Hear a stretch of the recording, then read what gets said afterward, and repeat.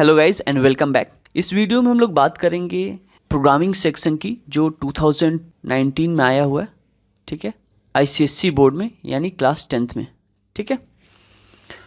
यहाँ मैं एक एक क्वेश्चंस डिस्कस करूँगा। जो लोग जावा में बिगिन कर रहे हैं उन लोग भी ये प्रोग्राम देख सकते हैं, जिसको बेसिक प्रोग्रामिंग नहीं आती वो भी इस वीडियो को देख सकता है, ठीक है। और जो लोग भी जावा पढ़े हैं लेकिन ऊप्स पे कम पकड़ है तो वो क्या कर सकते हैं, 10th एंड 12th में जितने प्रोग्रामिंग क्वेश्चन हैं आईसीएसई बोर्ड में आए हुए, अगर वो सब सॉल्व कर लेंगे, मुश्किल से 1 हफ्ते का टाइम लगेगा, ठीक है। आईसीएसई बोर्ड में एंड आईएससी बोर्ड में जो भी प्रोग्रामिंग क्वेश्चन आए हैं, अगर आप सॉल्व कर लोगे तो आपका ऊप्स कॉन्सेप्ट बहुत अच्छा हो जाएगा। कई बार क्या होता है कि थियरी में लोग पढ़े होते हैं ऊप्स, लेकिन उसका इम्प्लीमेंटेशन उन्हें समझ में नहीं आता।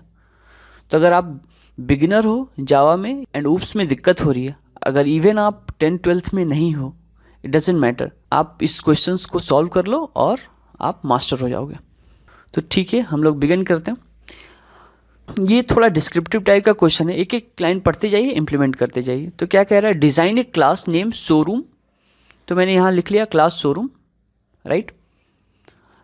अब इसमें क्या कह रहा है, इंस्टेंस वेरिएबल, ठीक है। तो ये इंस्टेंस वेरिएबल हमें लेना है। पहला क्या लेना है, स्ट्रिंग नेम। फिर लेना है लॉन्ग मोबाइल नंबर, MOBNO, ठीक है। यहाँ पर आप ये भी डिस्क्रिप्शन में पढ़ सकते हो, to store the name of the customer, to store mobile number of the customer. फिर double cost, to store the cost of the items purchase. तो यहाँ लेना है डबल और कॉस्ट लेना है। जो भी आइटम वो परचेज किया होगा तो उसका कॉस्ट स्टोर किस में होगा, इस कॉस्ट नाम के वेरिएबल में, ठीक है। और फिर अगला वेरिएबल क्या लेना है, double dis, to store the discount amount.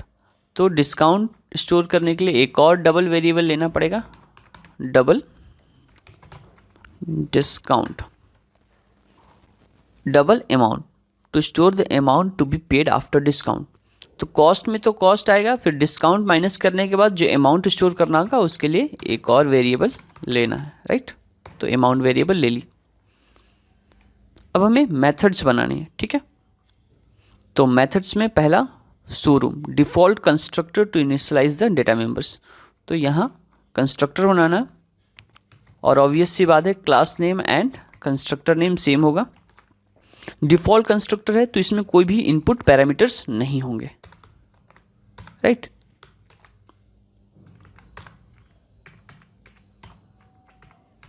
तो नेम है, तो नेम एक इंटीजर है तो इसको नल से इनिशियलाइज कर सकते हैं। मोबाइल नंबर 0 से इनिशियलाइज कर सकते हैं। कॉस्ट 0.0 डबल है इसलिए। डिस्काउंट को भी 0.0 एंड अमाउंट को 0.0, राइट। इस तरीके से कंस्ट्रक्टर बना लिया। void input to input the name, mobile and cost। Question को पूरा रीड कर लेते हैं पहले कि क्या कह रहा है, ताकि हमें एक ओवरऑल आइडिया मिल जाए। To input customer name, mobile number and cost. फिर calculate, to calculate discount on the cost purchased based on the following criteria. तो ये कुछ क्राइटेरिया हैं, अगर कॉस्ट इतना हो तो डिस्काउंट वगैरह ये सब देने हैं। Void display, to display customer name, mobile number, amount to be paid and after discount. Write a main method to create an object of the class and call the above member methods, ठीक है। ये काम हमें करना है। तो सबसे पहले हम लोग यहाँ बनाते हैं वॉइड इनपुट। आप चाहो तो बफर रीडर का यूज़ कर सकते हो इनपुट लेने के लिए, या स्कैनर का यूज़ कर सकते हो। तो हमें क्या लेना है, customer name, mobile number, cost. तो हम लोग बफर रीडर लेते हैं। यहाँ लिखते हैं buffered reader, BR equal to new buffered reader. लिखते हैं new input stream reader system.in right, हो गया।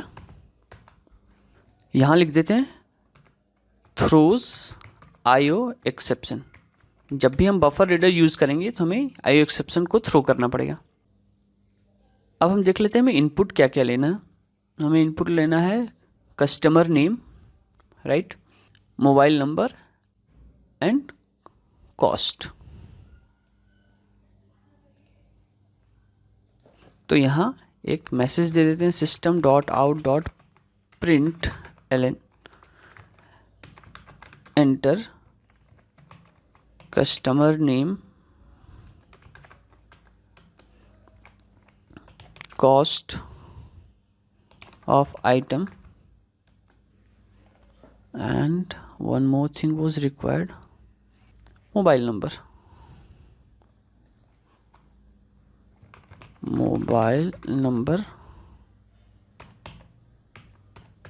and cost of the item, right।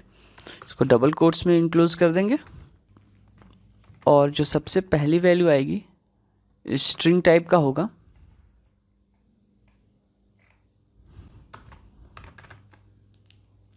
Name. ये जो नेम बना रहे हैं ये लोकल वेरिएबल है एक तरह से,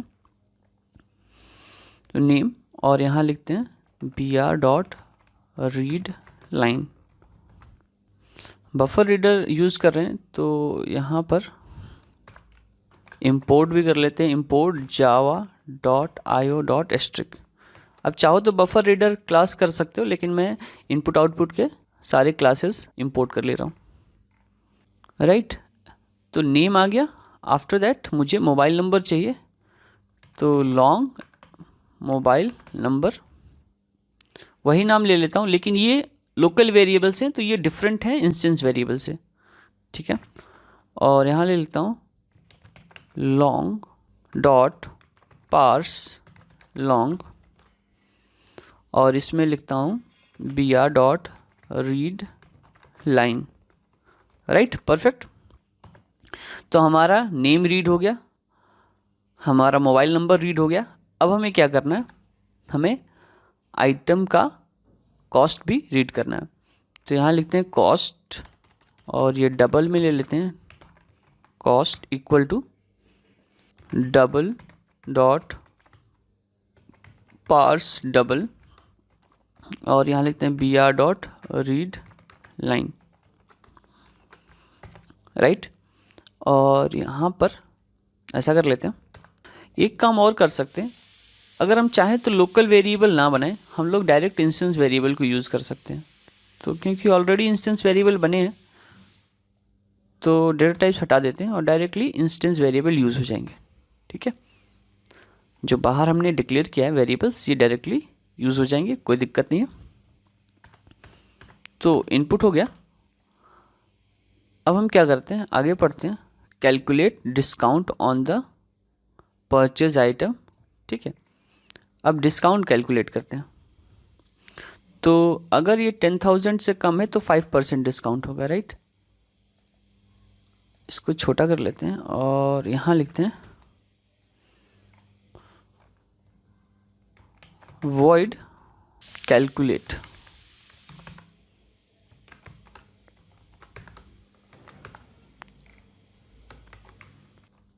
if cost is less than or equal to how much, 10,000, 1 2 3। अगर ऐसा है तो डिस्काउंट क्या होगा, discount will be equal to 5%। तो 5% इज बेसिकली 0.05, राइट, को मल्टीप्लाई कर देते हैं किससे, कॉस्ट से, ये डिस्काउंट हो जाएगा। Else if cost is less than equal to 20,000, 1 2 3। अच्छा, हमें यहाँ पर ये कंडीशन लगाने की ज़रूरत नहीं है कि ये 10,000 से बड़ा होना चाहिए। 10,000 से बड़ा होगा तभी यहाँ पर आएगा, अगर छोटा होगा तो यही कंडीशन ट्रू हो जाएगी और ये स्टेटमेंट केवल एग्जीक्यूट हो जाएगा, राइट। अगर ये बड़ा होगा कॉस्ट 10,000 से तभी वो यहाँ पर आएगा, तो हमें दूसरी कंडीशन लगाने की ज़रूरत नहीं है, राइट। आई होप आप लोग समझ गए होंगे कि हमें ऐसा करने की ज़रूरत नहीं है कि हम ये भी चेक करें कॉस्ट ग्रेटर देन क्या है 10,000। This is not required. आप कर भी दोगे तो कोई गलत आंसर नहीं आएगा, लेकिन ज़रूरत नहीं है। डिस्काउंट इक्वल टू 10%, डिस्काउंट क्या हो जाएगा आपको 10% मिल जाएगा, तो 0.1 से मल्टीप्लाई कर देंगे और जो भी हमारा कॉस्ट होगा 20,000 से ज़्यादा लेकिन 35,000 से कम, तो एक और एलसीएफ लगाना पड़ेगा। आप देख सकते हो इस तरह के क्वेश्चंस बहुत ही सिंपल होते हैं, लेकिन क्या होता है कई बार स्टूडेंट इसका लेंथ ही देख के डर जाते हैं कि इतना बड़ा लिखा हुआ है। They are very very simple. इसमें आपको खुद से कुछ दिमाग ही नहीं लगाना है, जो बोल रहा है वही करते जाना है आपको, दैट्स इट। हाँ, लेकिन थोड़ा टाइम टेकिंग हो सकता है कई बार, लेकिन श्योर शॉर्ट इस पर मार्क्स मिलेंगे आपको 15%, तो 1.5%, राइट। 1.5 बेसिकली ये 15% ही लिखा हुआ है। अगर आप 15% मीन्स 15 को 100 से डिवाइड करोगे तो 1.5 ही आ जाएगा, राइट। तो सॉरी 1.5 नहीं, मैं यहाँ थोड़ा सा मिस्टेक किया हूँ और यहाँ होगा 0.15, क्योंकि अगर 15 को 100 से डिवाइड करेंगे तो क्या आएगा 0.15, फिर कॉस्ट से मल्टीप्लाई कर देंगे, ये हो जाएगा डिस्काउंट। अगर ऐसा नहीं है, ठीक है, अगर ऐसा नहीं है तो एल्स आप क्या कर सकते हो, discount equal to 0.2 into cost. और लास्ट में एक और मेथड हमें बनाना है, वॉइड डिस्प्ले, राइट। तो यहाँ बना लेते हैं वॉइड डिस्प्ले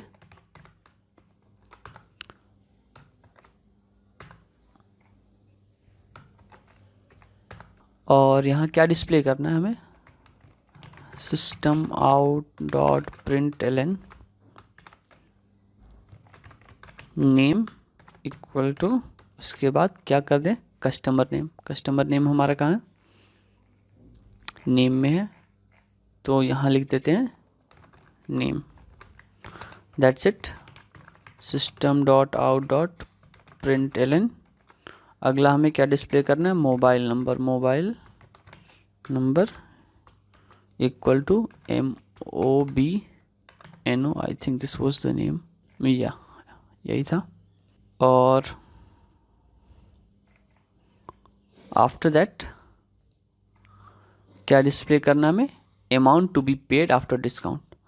तो अमाउंट कैलकुलेट कर लेते हैं हम लोग, तो अमाउंट जो होगा यहीं पर कर लेते हैं, amount equal to, I think amount ही वेरिएबल था, लेट्स चेक इट, अमाउंट, या तो अमाउंट इक्वल टू क्या होगा, जो भी कॉस्ट होगी, कॉस्ट माइनस क्या हो जाएगा डिस्काउंट, राइट। तो अमाउंट हमारा क्या आएगा फ्रेंड्स, जो भी हमारा कॉस्ट होगा, जैसे आर्टिकल का सपोज करिए कॉस्ट हुआ लेट्स से 18,000,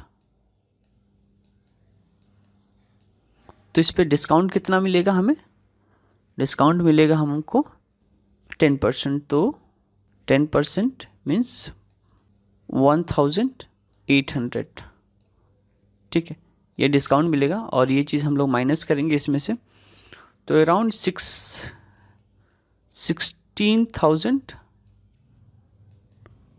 ये 16,200 रुपये के आसपास हमारा आर्टिकल का कॉस्ट होना चाहिए, राइट। तो बेसिकली हम क्या करेंगे, कॉस्ट जो होगा उसमें से डिस्काउंट को माइनस कर लेंगे। तो यहाँ पर हमें क्या दिखाना है, amount to be paid, okay. तो यहाँ लिखते हैं system dot out dot println और यहाँ लिखते हैं अमाउंट और यहाँ लिख देते हैं अमाउंट, राइट। और फिर हमें मेन मेथड भी बनाना है, और मेन मेथड बनाने के बाद क्या लिख रहा है, write a main method to create an object of the class and call the above methods, ठीक है। अब उसके अकॉर्डिंग्स में हमें मेथड को कॉल करना है, तो यहाँ मेन मेथड बना लेते हैं, पब्लिक स्टैटिक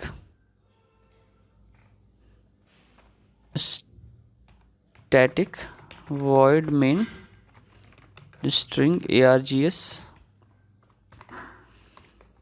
और जो एक्सेप्शन था उसको हमें थ्रो भी करना पड़ेगा, आईओ एक्सेप्शन जो यहाँ कॉल हुआ होगा, तो ये एक्सेप्शन बेसिकली थ्रो करेगा तो क्या मेन पर आएगा, इसीलिए हमें थ्रोज आईओ एक्सेप्शन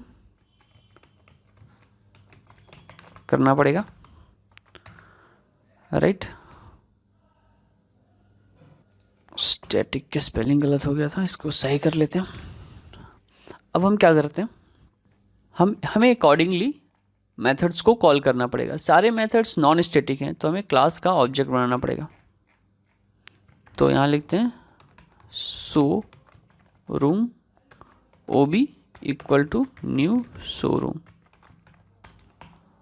ऑब्जेक्ट बना लिया। और सबसे पहले हमें क्या करना पड़ेगा, हम कॉल करेंगे किसको, इनपुट को। हमें अकॉर्डिंगली मेथड्स को कॉल करना उतना ही इम्पॉर्टेंट है जितना इम्पॉर्टेंट था ये कोड लिखना। क्योंकि मान लो कैलकुलेट हमने कॉल कर लिया, तो कैलकुलेट किस पे डिस्काउंट कैलकुलेट करेगा, कॉस्ट पे। कॉस्ट उससे पहले इनपुट होना चाहिए, तो सबसे पहले कॉल किसको कॉल करेंगे हम लोग, इनपुट को। तो यहाँ लिखते हैं ओ बी इनपुट, इनपुट हो जाएगा सारी चीज़ें। फिर कॉल करेंगे ओ बी कैलकुलेट, क्योंकि डिस्प्ले करने से पहले सारा डिस्काउंट हमें कैलकुलेट कर लेना होगा। उसके बाद हम लोग कॉल कर सकते हैं O B display, right. I hope हम लोग ने इस प्रोग्राम को कर लिया। अब इसको कंपाइल करके देखते हैं, तो कोई एरर नहीं दिखा रहा। अब इसको हम लोग क्लोज कर सकते हैं और अपने ब्लूजे में आते हैं और इसको रन करते हैं, मेन मेथड को रन करते हैं। तो कह रहा है enter the customer name and mobile number and all.